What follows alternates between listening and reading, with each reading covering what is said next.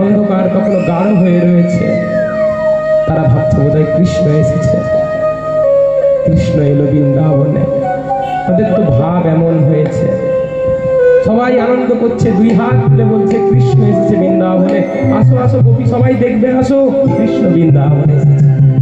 আমার কৃষ্ণ এলো বৃন্দাবনে,